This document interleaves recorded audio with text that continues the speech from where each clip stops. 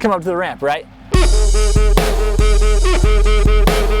From the left side, right before the ramp, you just carve up it.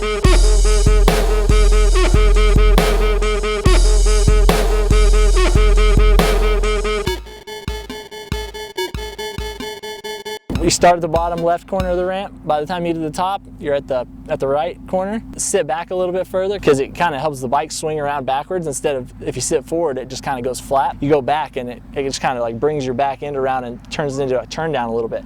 So go through it and then panic rev the snot out of it to get it back. So it's real fun.